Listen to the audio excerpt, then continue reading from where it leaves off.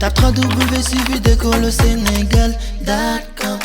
À école au Sénégal, c'est facile, tu n'as qu'à te connecter. Tape école au Sénégal, les leçons sont beaucoup plus détaillées. Ces élèves, nous allons passer au côté pratique du chapitre, c'est-à-dire avec les calculs. Donc, grand 3, on va s'intéresser aux mesures calorimétriques. Petit 1, le calorimètre et ses accessoires.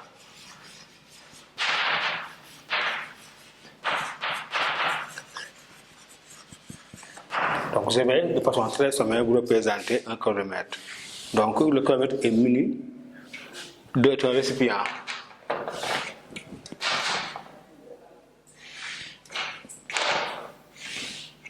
Donc, c'est un récipient qui est tellement isolé. Dans, il y a un vase.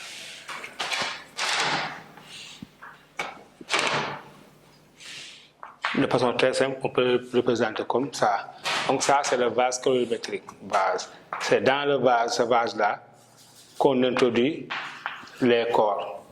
Donc, ça, il y a un agitateur. Là, on l'appelle agitateur. L'agitateur permet de rendre homogène le mélange. D'accord. Il y a un thermomètre qui permet de mesurer la température du milieu.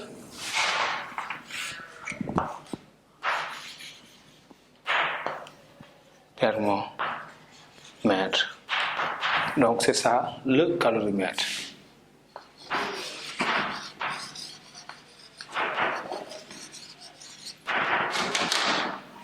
C'est un récipient adiabatique. Dans le grand récipient, il y a un vase. Et c'est dans le vase que s'opèrent les échanges de chaleur. Dans le vase, il y a un agitateur qui permet de rendre homogène le mélange. Et il y a un thermomètre qui permet de mesurer la température du milieu. Ici, nous avons un couvercle. Ça, le couvercle, il est fermé. Hein? Il y a une couvercle qui ferme là. D'accord, c'est comme ça, de façon très simple, le calorimètre. Maintenant, on va voir comment vont se dérouler les échanges de chaleur dans le vase calorimétrique. Donc, on va donc voir les équations calorimétriques. Équation petit 2, équation calorimétrique, 2 points, méthode des mélanges. Donc, nous allons considérer ici deux corps A et B. Deux corps A et B.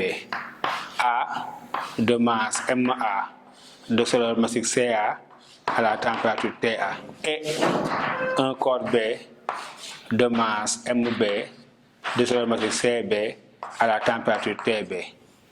Ici, on va considérer le cas où TB supérieur à TA et il n'y a pas changement d'état. Donc, c'est comme nous avons une eau à 20 degrés et une eau à 50 degrés. D'accord, hein? L'eau à 20 degrés est dans le calorimètre. On verse une eau sur un seau à la température de 50 degrés. Donc, il y aura échange de chaleur par conduction. L'eau à la température de 50 degrés va céder de la chaleur à l'eau qui est à la température de 20 degrés. Maintenant, pour le calorimètre, on va considérer que mu est la capacité calorifique du calorimètre. Donc ici, qu'est-ce qui va se passer? L'eau froide va recevoir de la chaleur. Donc on dira que l'eau froide est dans le calorimètre. Donc on dira que l'eau A est le calorimètre.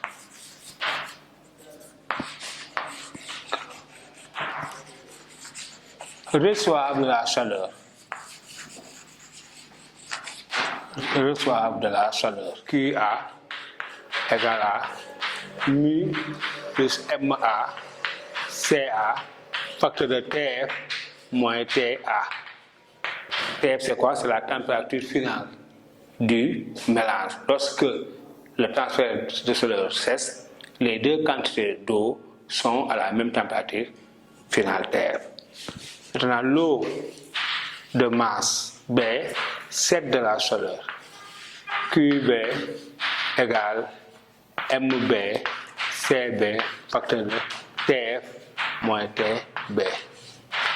Ici, on ne peut pas parler de mu parce que le corps de masse B est introduit en dernier lieu. C'est le corps de masse A qui est initialement dans le calorimètre.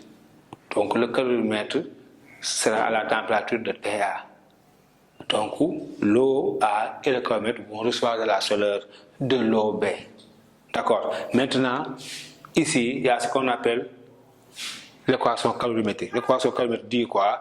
Que QA plus QB égale à 0. Ça veut dire quoi? Somme des quantités de chaleur échangées égale 0. Donc ça, c'est l'équation calorimétrique. L'équation calorimétrique se traduit par somme des Q échangés égale 0. Donc ici, QA a reçu, QB a cédé. Donc, de façon générale, reçu ou cédé, on parle d'échanger. Donc, somme des QA, comme somme des Q échangés égale à 0. Donc, on aura mu plus MA, CA, facteur de TF moins TA plus MB, CB, facteur de TF moins TB égale à 0. Maintenant, chers élèves, ici, à partir de cette équation-là, on sera en mesure de calculer, déterminer mu, qui est la capacité calorifique du caloromètre, si les autres sont donnés, ou bien calculer CA, ou bien CB, ou bien TF. Donc, vous voyez ici, donc c'est une relation qui nous permettra de déterminer l'une des grandeurs physiques. D'accord. Soit on demande mu, on déduit ça, soit on demande CB. Donc, généralement, on demande mu ou CB, ou bien TF. Donc, ici, on applique l'équation calorimétrique. Donc, l'équation calorimétrique se traduit par cette relation-là. Au cours de cet échange de chaleur, la somme des quantités de chaleur échangées est nulle. Donc, QA plus QB égale 0. QA a été reçu, QB a cédé. Maintenant, on va faire une petite application. Classique aussi. Classique. Je vais vous apprendre. Et tout les premiers S doit pouvoir ça. Généralement, on vous dit qu'on considère un calorimètre. On considère un calorimètre qui contient une masse d'eau. Contient une masse d'eau, MO, de capacité calorifique CO à la température TA. On y introduit un morceau de glace. Introduction d'un morceau de glace.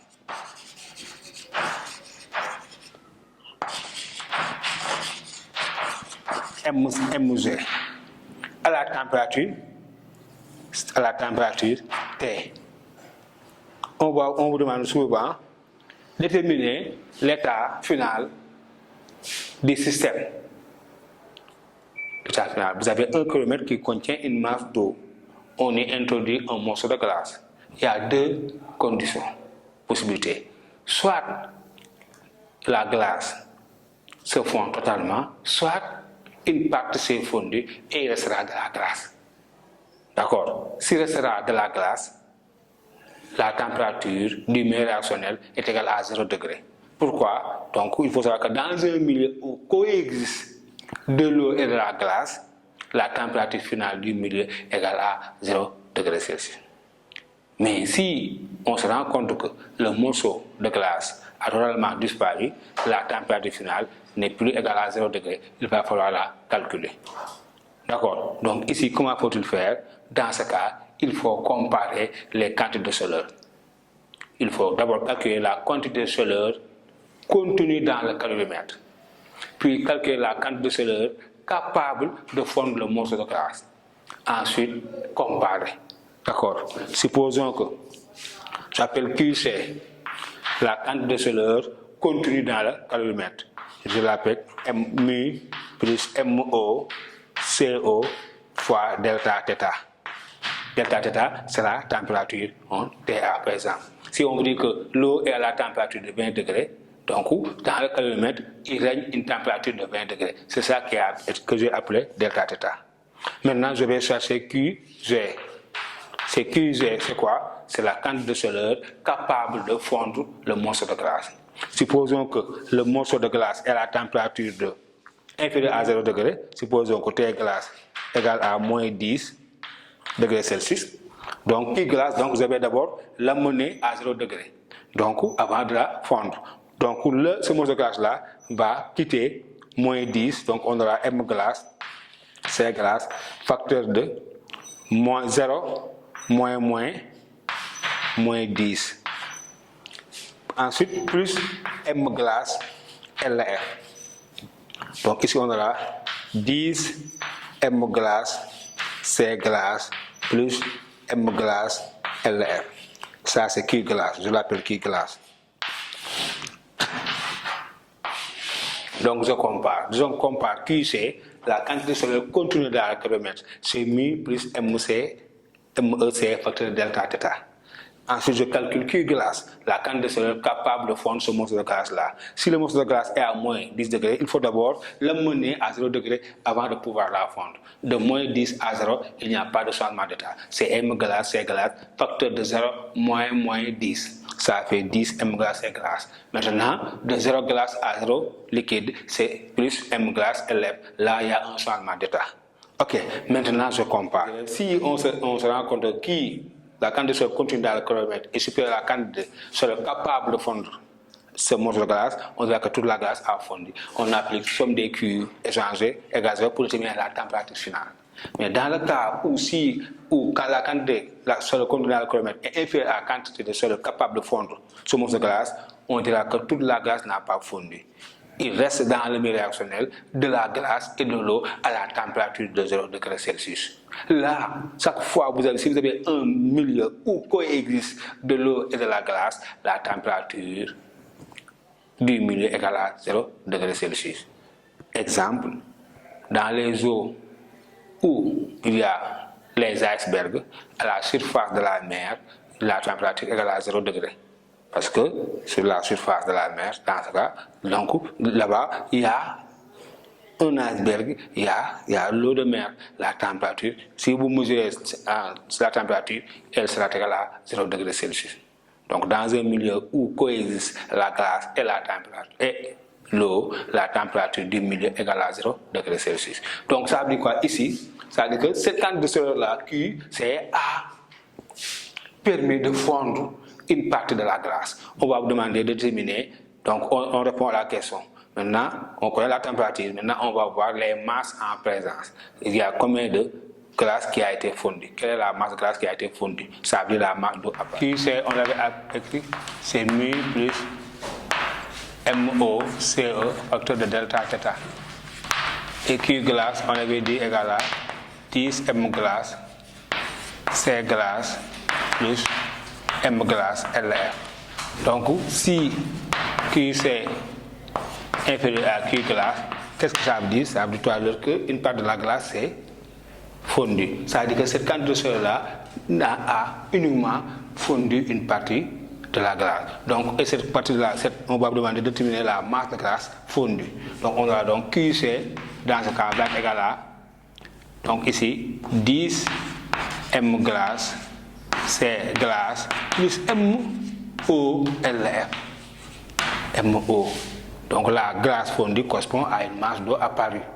Donc on va calculer la masse de glace fondue. Il faut savoir qu'on demande la masse d'eau apparue. Donc on aura MO, dans ce cas, égal à QC moins 10 M glace, C glace sur LF. D'accord. Donc, MO, donc c'est ça. Donc, on pourra déterminer la masse d'eau apparue. Donc, si on détermine la masse d'eau apparue, ça correspond à la masse de glace fondue. Masse d'eau apparue égale à M glace fondue. D'accord. Maintenant, si on connaît la masse de glace fondue, on peut déterminer la masse de glace restante. Masse glace restante égale à masse glace initiale moins masse glace fondue.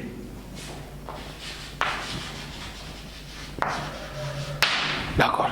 Mais ces élèves, regardez ici, dans cette expression-là, au numérateur, on voit qu'il y a une différence. C'est une soustraction QC moins. Mais supposons que vous calculez ces élèves. Si vous tombez sur une masse positive, il n'y a pas de problème. C'est-à-dire que cette masse-là, c'est de l'eau à Paris, c'est de la glace fondue. Mais admettons que vous calculez, vous vous rendez compte que 10 m glace est supérieur à QC. Donc ça veut dire quoi? Cette masse-là sera négative. Cette masse-là sera négative. Si ici, QC est supérieur à 10 m glace, MO, donc la masse sera positive. Donc cette masse-là, c'est la masse d'eau à Paris, ça veut dire la masse de gaz fondue.